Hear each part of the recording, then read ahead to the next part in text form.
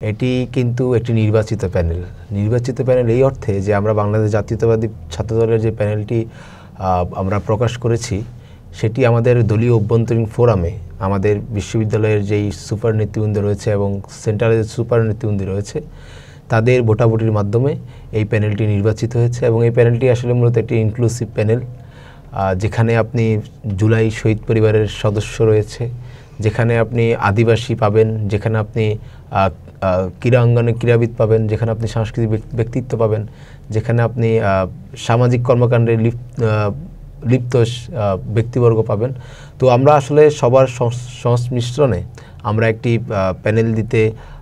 পেরেছি এবং এই প্যানেলটি দেওয়ার পরে আমরা কিন্তু স্বাভাবিকভাবে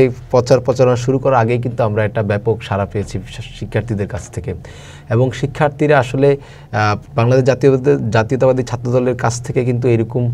প্যানেল হবে এটা আসলে তারা আশা করেনি এবং এই আমাদের যে ইনক্লুসিভ যে প্যানেলটি হয়েছে এই প্যানেলটি দেওয়ার পরে কিন্তু ক্যাম্পাসের পুরো সিনারিওটা চেঞ্জ হয়ে গেছে এবং পুরা কীরকম চেঞ্জ হয়েছে। শিক্ষার্থীরা আমাদেরকে খুবই পজিটিভলি তারা গ্রহণ করছে, খুবই তারা ওয়েলকাম করছে আমাদেরকে। তো এটি আসলে আমরা যখন শিক্ষার্থীদের সাথে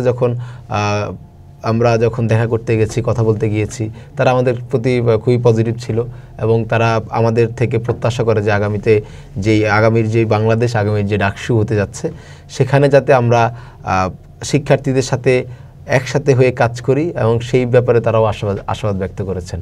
আর যেহেতু আজকে থেকে নির্বাচন কমিশনার কর্তৃক যে ডেট দেওয়া হয়েছে, যেহেতু আজকে থেকে প্রচারণা শুরু হয়েছে, আমরা সর্বপ্রথম আজকে আমাদের যে বিশি চত্বরে অবস্থিত যে ৭১-এর স্মৃতি চিরন্তন যেই জায়গাটি রয়েছে সেখানে আমরা ৭১-এর শহীদদেরকে স্মরণ করে আমরা মূলত আজকের এই আমাদের প্রচারণাটি শুরু করেছি। আমরা বিশ্বাস করি যে বাংলাদেশে ৭১ এবং ২৪ এই দুটিকে ধারণ করে বাংলাদেশের অস্তিত্ব এবং